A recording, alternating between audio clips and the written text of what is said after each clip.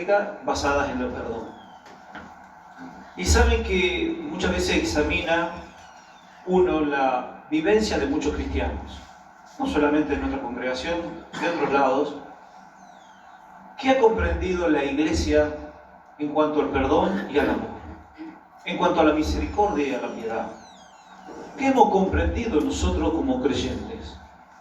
¿Hemos llegado a comprender que debemos seguir a Cristo?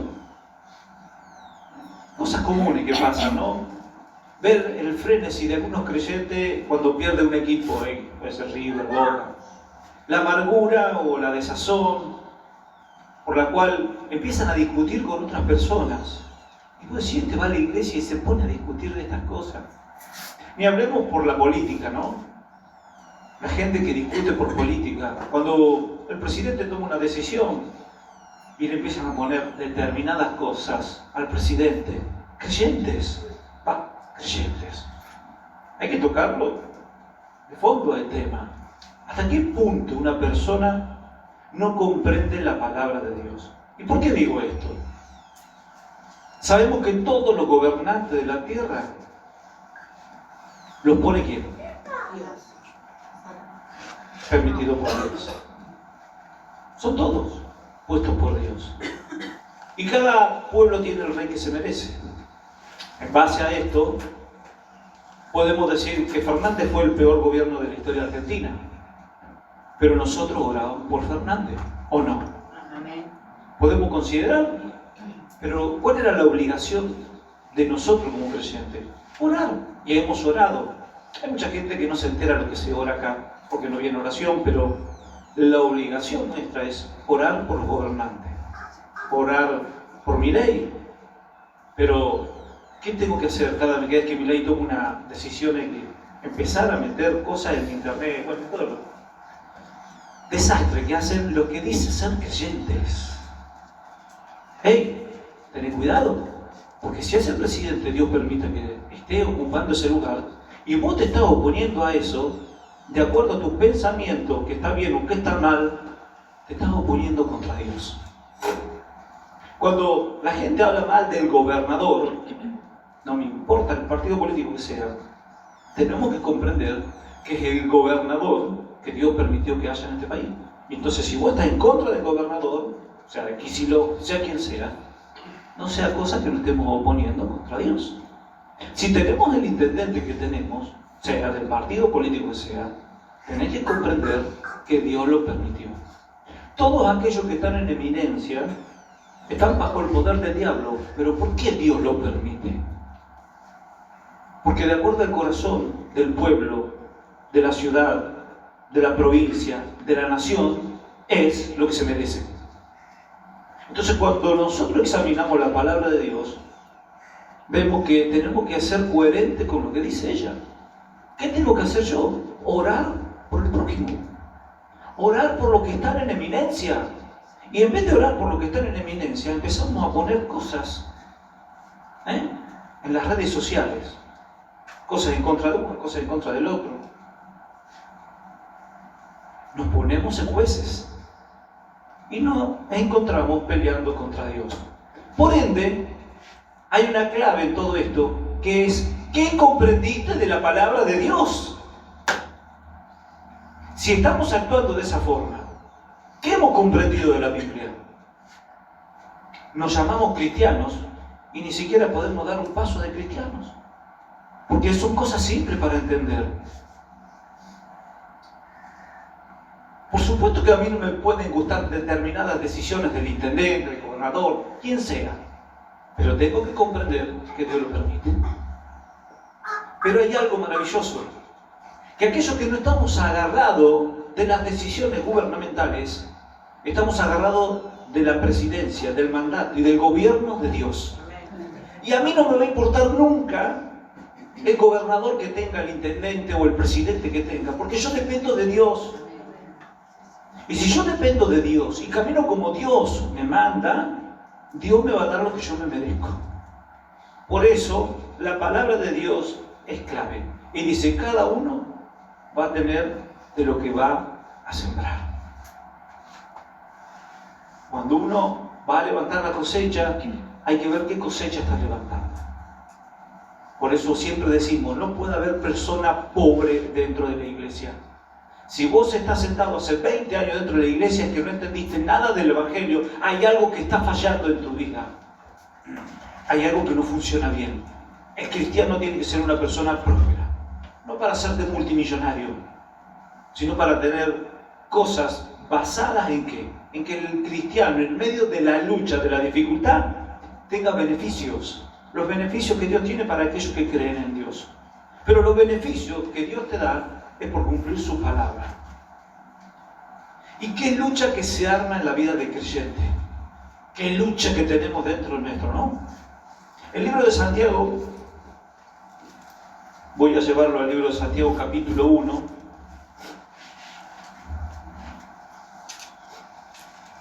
Dice, 1:12 dice, bienaventurado el varón que soporta la tentación, porque cuando haya resistido a la prueba, recibirá la corona de vida que Dios ha prometido a los que le aman.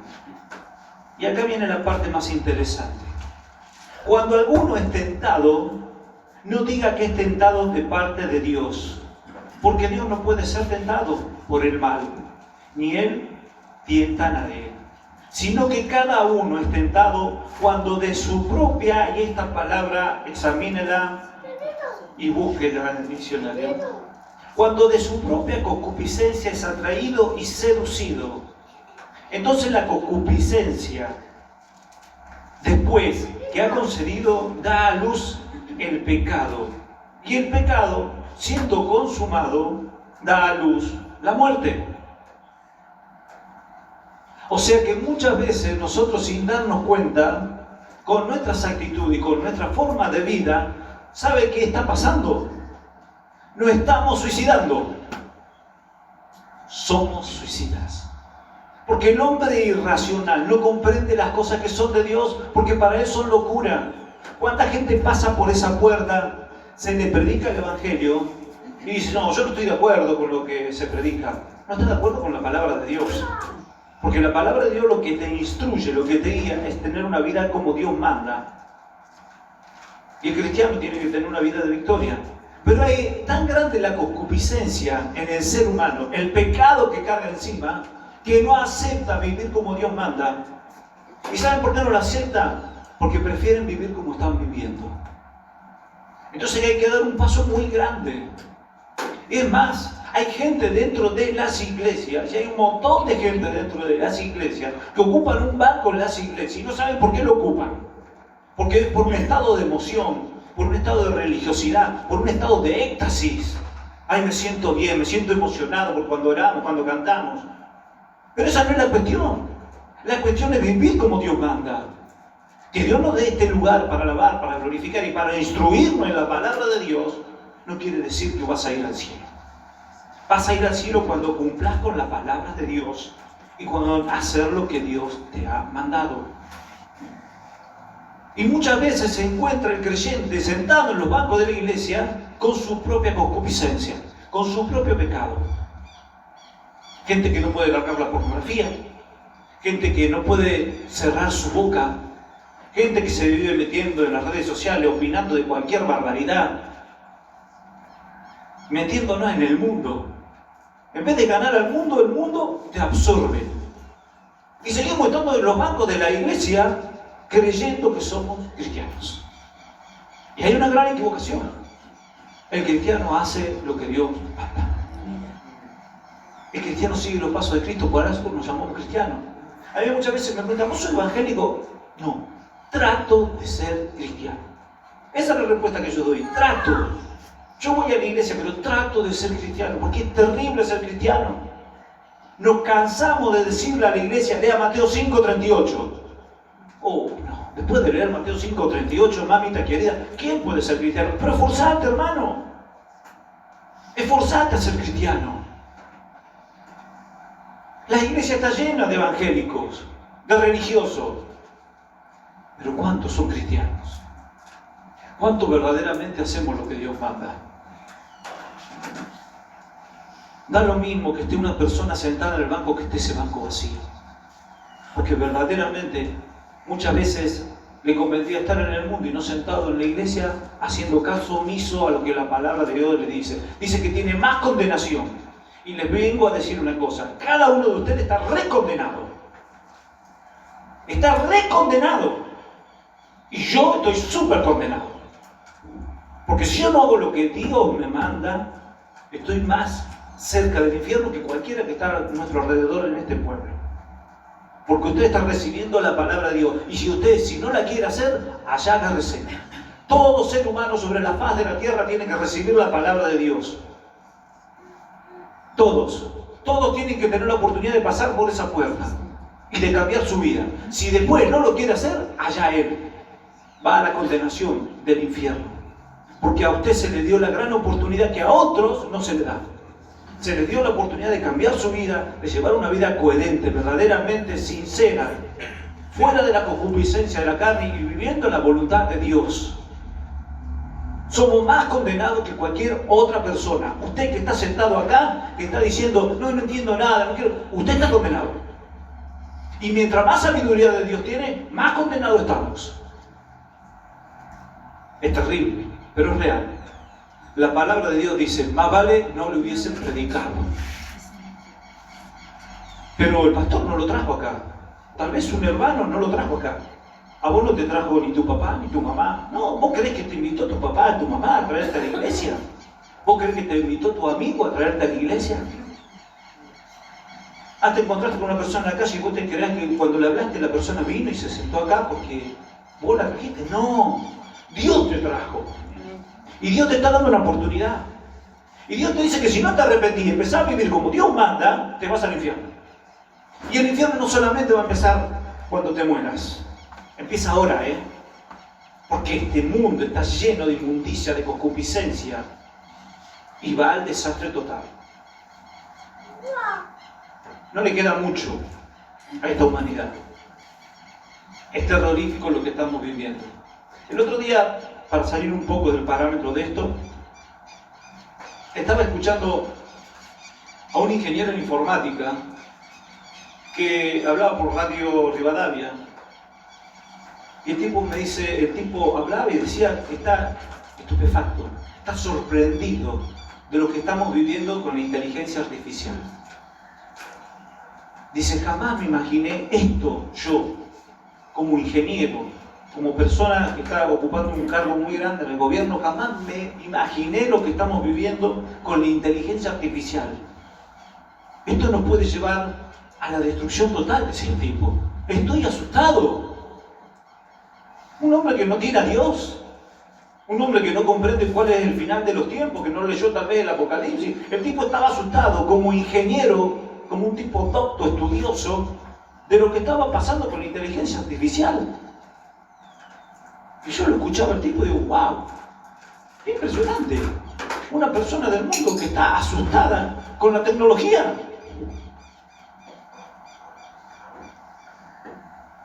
Y nosotros vemos que todo esto está pasando porque tiene que pasar. Qué avance maravilloso el del ser humano. Qué impresionante, ¿a dónde hemos llegado? El hombre ya llegó a Marte con sus máquinas, con sus artefactos, pero no puede cambiar el corazón. Podemos tener el último teléfono, pero tu corazón sigue estando muriendo, sucio y aniquilado. Sos un ser humano para esta humanidad desechable. Pero para los hijos de Dios no hay desechables. Hay instrumentos de vida que pueden llevar vida a los demás. ¿Quién escuchará la voz de Dios? ¿Por quién hablará el Señor? ¿Cuánta gente ha llegado a la iglesia en un estado calamitoso? ¿No? Estoy hablando en general, desde mi vida de creyente, en un estado terrible, endemoniado. ¿No? Han llegado endemoniados, han quedado libres. Porque es muy razonable orar por una persona endemoniada y que se endemonie, por supuesto. Han quedado libres. Y al tiempo, el mundo se los volvió a chupar. La carne se los volvió a ganar. Por eso habla Santiago de la propia concupiscencia, que atraída y seducida por el mundo vuelve a pecar y vuelve a caer en el mismo error del pasado. Y la palabra de Dios dice que 7 espíritus peores vienen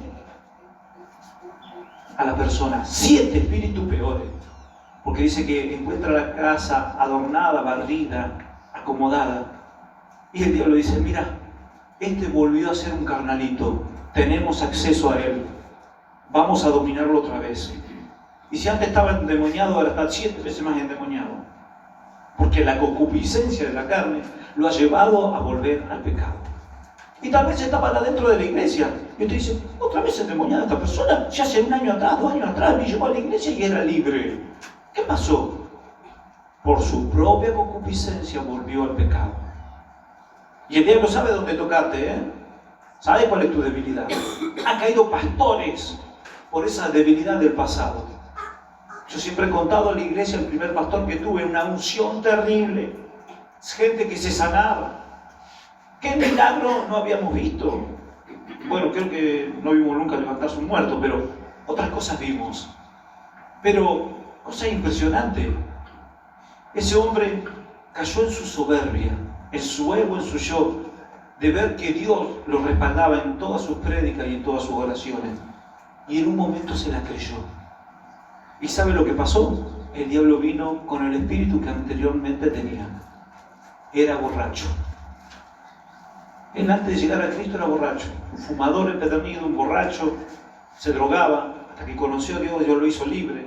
Dios lo empezó a usar. Pero en un momento se olvidó de que lo que él estaba haciendo es para la gloria de Dios, no para la gloria de él.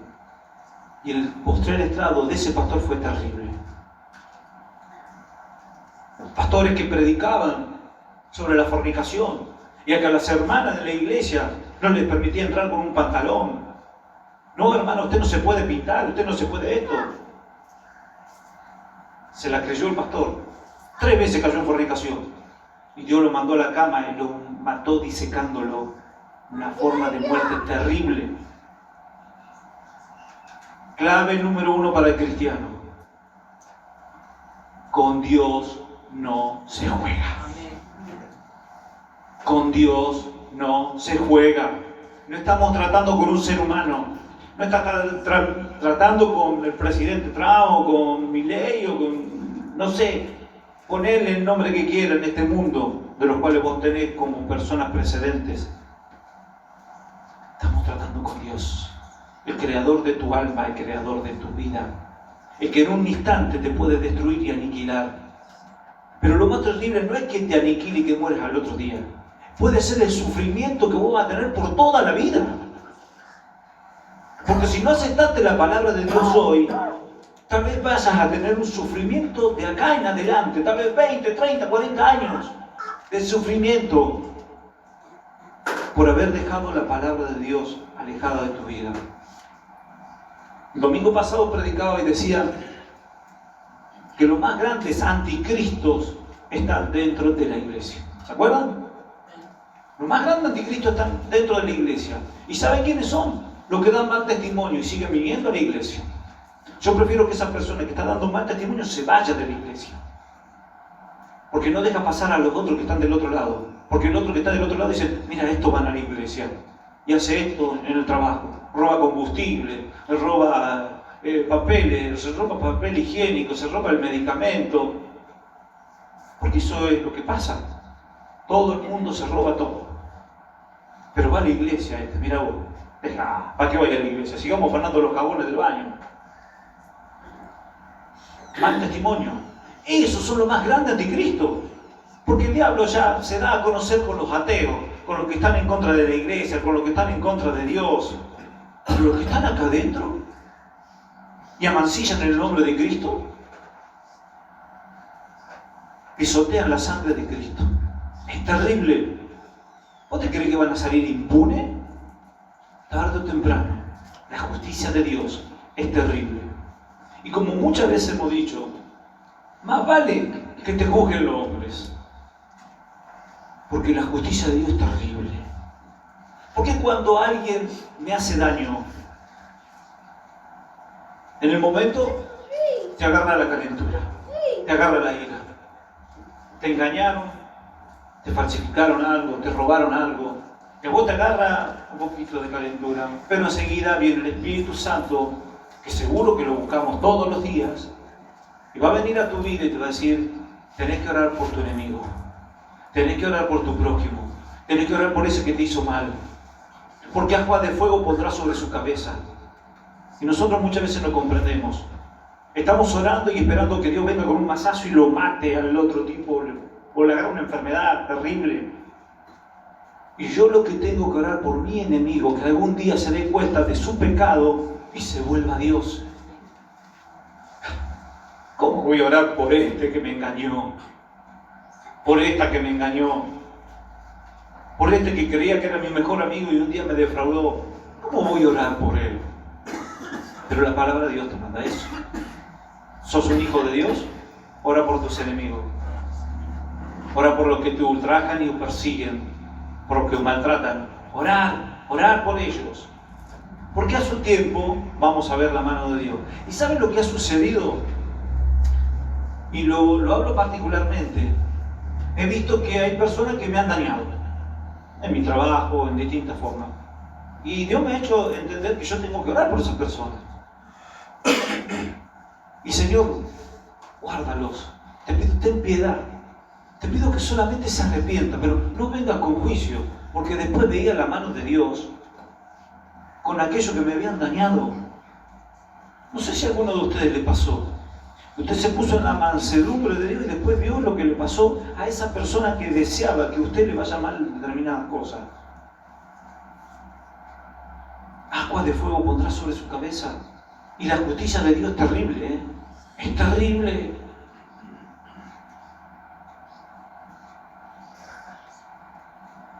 Me acuerdo de este presidente venezolano, Hugo Chávez. Odio a Israel desde mis entrañas. Los odio, había que terminarlo. El tipo confesando que odiaba a Israel y que los quería exterminar. Los odio desde mis entrañas, dijo el tipo. Así, tal cual. A los 2 meses le agarró cáncer. Pregúntale si está vivo y a dónde está ahora. Por volverse en contra del pueblo de Dios. Y qué terrible es que si usted puede comprender que con su amor puede aniquilar a su enemigo. Con tu amor. Sí, tu amor, tu oración, para que esa persona se arrepienta, se vuelva a Dios. Señor, yo no quiero que vos lo castigues, yo quiero que se arrepiente y se vuelva a ti. Qué difícil, ¿eh? Por eso qué difícil es ser cristiano. Es difícil ser cristiano. Cuando de nuestra propia concupiscencia sale el odio, el rencor, el mal, ¿cómo podemos sujetar a eso? Velar y orar para no caer en tentación. Porque a la verdad, vuestro espíritu está presto, mas la carne es débil. No hay otra forma de sujetar a la carne que vivir en el espíritu. Aquellos de los que estamos acá, que hemos llevado una vida atroz, degradante, fornicación, adulterio, robo, hurto y todas las demás cosas que tienen los seres humanos. Cuando llegamos al camino del Señor y de la palabra de Dios nos dio la lucidez y la comprensión de dónde estábamos y cómo vivíamos, hemos tomado la decisión de cambiar y aferrarnos a Dios, de saber que si no nos aferramos a Dios podemos volver a caer en el pasado, porque la concupiscencia golpea cada día el corazón de cada uno de nosotros para hacernos caer y hacernos tropezar. Por eso es tan necesario tener una comunión verdadera, directa y continua con el Espíritu de Dios. Es necesario, hermanito. Qué pocos son los que pasan por la puerta angosta, ¿no? Porque es más fuerte o más fácil pegarle un garrotazo y sacarte la bronca contra tu enemigo o verlo muerto que pedirle a Dios que ese corazón se arrepienta. Eso era Jesucristo. Eso es ser un hijo de Dios. ¿Cómo nos cuesta? Terrible, terrible. Esa falta de comunión hace que nosotros vivamos tropezando Y no solamente absorber el pecado de los demás, sino que emerja el pecado de lo profundo de nuestro corazón, que nos lleva a la enfermedad, al dolor, a la aflicción, a la bronca y el odio. No podés vivir en paz. No podés vivir en paz. Porque la concupiscencia arrecia, domina tu corazón, tu carne. Y la única forma de que no te gane la carne es tratar de vivir en el Espíritu. Por eso en un momento, en un instante, cuando David no estuvo orando, cayó en los lazos de la carne. Solamente el diablo le mostró a una mujer bañándose desnuda. Y solamente la concupiscencia de David dijo, tráiganmela, porque la quiero conocer. ¿Y saben lo que significa quiero conocer? En un instante, donde el tipo estuvo en la lucidez del mundo, cayó. Esto de la caída del ser humano no es de ahora. Cuando yo voy al capítulo 3 de Génesis y encuentro la desobediencia del hombre, ¿no? En Génesis capítulo 3 dice la desobediencia del hombre. ¿Con qué nos encontramos acá? Dios le había dado un mandato al hombre y a su mujer. No vayan y coman del fruto de ese árbol, no lo coman. Ni siquiera lo toquen. Así dice la palabra. Ni siquiera lo toquen.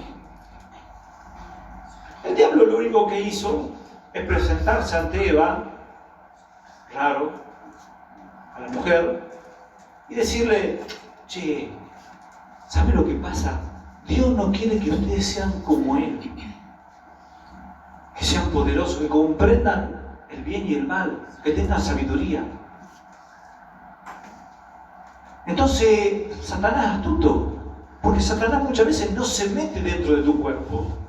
Él solamente te habla y te dice, pero no, mira el árbol ese, qué hermoso. ¿Qué no vas a comer de ese fruto? Vamos a ponerle la pera, que a mí me gusta la pera, no le voy a decir la manzana. Me gusta la pera, qué rica pera, qué hermosa la pera es, qué sabrosa. ¿Cómo va a ser malo comer de ese árbol? Y el diablo la conquistó a Eva y le dijo, anda, comela, Eva, no tiene problema. Solamente que Dios no quiere porque saben que vas a ser igual a Él, pero no te vas a tener ningún problema. El diablo, ¿sabe qué? Es maravilloso porque el diablo te dice la verdad. ¿Sabían ustedes que muchas veces el diablo te dice la verdad para que vos puedas caer? Porque el diablo no le estaba diciendo la mentira a Eva. Hasta ese momento la inconsciencia, el raciocinio del ser humano no comprendía lo que era bueno y lo que era malo. Su concupiscencia no se daba a conocer porque no había ninguna ley que diga no matarás, no robarás, no fornicarás. No había ley. Cuando Eva comió del fruto, wow, se lo dio al tontísimo de Adán, que siempre el hombre cae, el hombre cae. Y tu mujer te dice, hace esto, y vuelve a hacer. Y tu mujer te dice, hace lo otro, y vuelve a hacer. Y después dice que el hombre domina la mujer. Es una pavada estúpida, que desde el comienzo de la humanidad lo voy a negar porque la mujer es la que lo domina al hombre. Menos a mí. A mí me redomina. Entonces, ¿qué hizo el hombre? Sí, vamos a comer la pera. Vos sabés que a mí me gusta la pera, me compraste la pera. Vamos a comer la pera. Y los dos caen. Entonces dice que en un momento determinado, Dios va al huerto del Edén. Y Adán, ¿a dónde estás? Y Adán andaba corriendo para todos lados, porque en el momento que terminaron de comer el fruto del pecado, empezaron a entender lo que era bueno y lo que era malo. El diablo le había dicho la verdad. La sabiduría de comprender y entender lo que era bueno y lo que era malo. Pero eso lo llevó a la destrucción. Y de repente el hombre se encontró que estaba desnudo, en terrible. ¿Y qué hicieron? Empezaron con hojas de parra, empezaron a hacerse vestiditos, con hojas de parra, pobrecito. Y cuando Dios los llamó en el huerto de Edén, se hacían los tontos. Se querían esconder de Dios, de su creador. Adán, quebrantaste la ley. Yo te dije que no tenías que hacer eso y lo hiciste. ¿Qué calvario que fue la del ser humano Porque esta civilización erró, tropezó, por una simple cuestión: la desobediencia. La desobediencia llevó al pecado, a conocer el pecado. Porque no existiría el pecado si no hubiese una ley que diga no fornicarás. Entonces, cuando nosotros llegamos a Cristo y hemos sido fornicarios o adúlteros o drogadictos o tantas cosas que tenemos encima, tanto pecado que llevamos encima, y Dios te prende la luz y te dice: ahora tenés pecado, ahora te das cuenta que esto ante la presencia de Dios es terrible. Vos antes vivías de esta forma, pero tenés que cambiar. Y eso es lo maravilloso de la vida de muchos creyentes, que de haber sido algo perverso, maligno, que sin darse cuenta cometió los errores carnales, animales, irracionales, ahora le prendieron la lucecita, se dio cuenta que era malo y cambió. Y eso es el arma más maravillosa que Dios le da al creyente: el cambio, la obediencia, de comprender que eso era malo y que ahora no lo tiene que hacer más. Pero algunas personas no quieren saber nada con eso. Por eso te van a decir: no, anda vos a la iglesia, déjame de joder a mí. Vos vas a invitar a tu amigo, a tu compañero, a tu compinche, a tu compañero de trabajo: che, vos tendrías que ir a la iglesia. No, a mí no me hace falta la iglesia, anda vos, yo estoy bien como estoy. Mentira, que va a estar bien si vives sumergido en el pecado. Examina la vida de tus compañeros, de tus amigos, de tu familia. ¿Cómo viven? Ahora que a vos te prendieron la luz. Examiná el mundo. Y le costó un montón. Y le costó hasta el día de hoy, porque el hombre no sufría. El hombre no tenía que trabajar para cosechar. Dios le había brindado todo. Dios le había dado todo y el hombre lo tiró por la borda. Esta simple situación se da a relucir cada vez que nosotros predicamos el Evangelio y le llevamos la palabra de vida a la persona. Y las personas no quieren saber nada. Dios le dio la oportunidad. Esto es para los que dicen que Dios no es amor. Dios es amor. Dios nos ama. Dios le permite a cada ser humano aceptar o no aceptar la palabra de Dios. Si fuera porque Dios no tuviese amor, esta humanidad ya no existiría. ¿Cómo va a pasar en un futuro?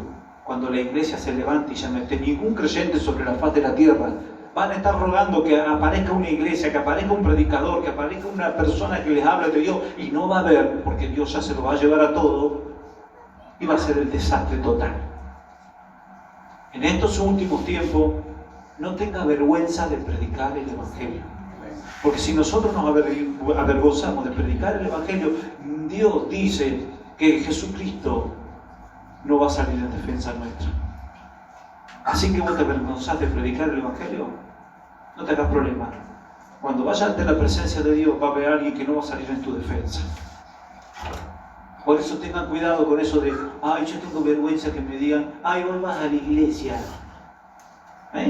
A ellos les tiene que dar vergüenza.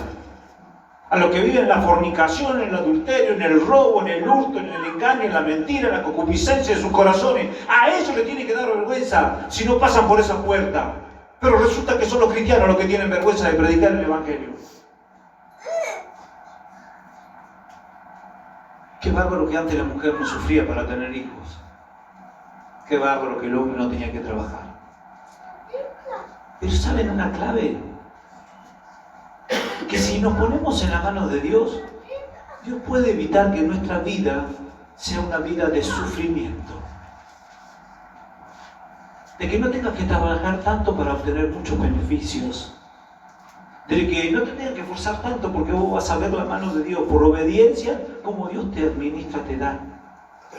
Tu sacrificio no va a ser tan grande. Las cosas van a salir así porque sí. Y vos no la vas a entender y vas a decir: gloria a Dios, porque esto me lo dio Dios. Entonces la reflexión a donde nosotros queremos ir en esta tarde, en esta mañana, es: hermano, ¿estamos viviendo como cristianos? ¿Estamos sacando los beneficios que Dios nos ha dado? ¿Sos consciente de lo que Dios te ha dado? Y la gran posibilidad que tenés de que tu vida sea una vida de frutos, lo vamos a tener que pagar en la tierra, no se olviden. Todo se paga. Todo se paga. Hasta nuestros malos pensamientos. Todo se paga. Ya una reflexión en unos minutos, porque nos vamos a tomar unos minutos. Lo invito a inclinar el rostro y que usted piense, razone, se evalúe a sí mismo. ¿Soy yo un verdadero cristiano? Padre, si hasta el día de hoy no he sido un verdadero hijo de Dios, si verdaderamente hasta hoy el odio y el rencor es lo que ha vivido en mi ser, te pido, Señor, en el nombre bendito y glorioso de Jesús, que me perdones. Perdóname por ser tan inconsciente, Dios mío. Perdóname por vivir en mis pensamientos, por creerme que yo la sé toda y no hace nada. Porque el saber y el entender las cosas de la vida está en tu manual y tal vez no lo he cumplido. He sido un cristiano nominal, solamente tengo el rótulo de ser un evangélico. Pero Señor, quiero que la imagen de la cruz esté en mi corazón y en mi mente. Que verdaderamente yo pueda ser un cristiano que pelea toda la vida por su salvación, por su eternidad. Ayúdanos, Señor. Ayúdanos, Dios mío. Porque la vida es dura, pero puede ser blanda cuando lo ponemos en tus manos. Porque hay poder, sin igual poder, en el nombre de Jesús. Y donde la cruz se instala en nuestro corazón, ¿quién podrá vencer? ¿Quién podrá ir contra los hijos de Dios? ¿Quién se podrá levantar? Aunque vengan con los lazos del diablo, aunque las cadenas me quieran apretar, aunque las murallas se levanten delante de mí, ¿quién se podrá sostener ante un hijo de Dios? Podemos pasar por lucha, por prueba, podemos perder alguna batalla, pero al final vamos a ganar la guerra, porque tú eres nuestro Dios, el Dios de misericordia. Padre, perdona nuestras deudas, pero mejor de la que hemos perdonado a nuestros deudores, porque yo he perdonado humanamente, pero tú eres un Dios extremadamente misericordioso y piadoso, que hace misericordia a millares. Tu perdón y tu amor es infinito. Por eso, Señor, cuando yo te pido perdón para que tú hagas tu misericordia y tu piedad. No me perdones como yo he perdonado, Señor, porque yo he perdonado como hombre. Tal vez muchas cosas quedan en lo profundo de mi corazón todavía, pero Señor, perdóname como tú eres, como Dios. Ese Dios que entregó lo mejor en la cruz. Que todo ese sufrimiento se lo llevó a aquel hombre que dejó de ser Dios para sufrir igual que cada uno de nosotros. Para que el día de mañana, cuando estemos en tu presencia, ese Jesús diga: yo lo comprendo, yo lo entiendo, yo sufrí igual que ellos, yo pasé por lo que ellos pasaron. Señor, hay algo maravilloso. Ellos creyeron en mí, creyeron que yo venía de parte tuya, que les hablaba de parte tuya, que les daba la oportunidad de conocer la salvación, que les daba la oportunidad de ser perdonados. La palabra más maravillosa que hay sobre la faz de la tierra y en todo el universo, la palabra que nos indica y nos dice libertad, felicidad, gloria eterna, perdón, perdón, perdón, perdón. Perdón si he sido un necio en pensar de acuerdo a mis pensamientos. Perdón porque he creído ser más un humano que un cristiano. Perdón porque he juzgado a este mundo y a todo lo que me rodea de acuerdo a mis pensamientos y no a tus pensamientos. porque tus pensamientos son más altos, son más sublimes que los pensamientos que pueda haber en la tierra. Hágase tu voluntad, como en el cielo, así también en la tierra. Y tu voluntad es maravillosa. Gracias, Señor, por este instante que nos da esta oportunidad de encontrar el perdón. Sobre todas las cosas, Señor, perdona mi soberbia, porque no quiero ser así. Quiero ser como aquel el cual he decidido seguir. Quiero ser como Cristo, manso y humilde de corazón. Y esa soberbia pueda desaparecer de todo mi ser y viva en mí tu gloria eterna. Gracias, Jesucristo. Gracias, Señor, por ese maravilloso y eterno amor en la cruz.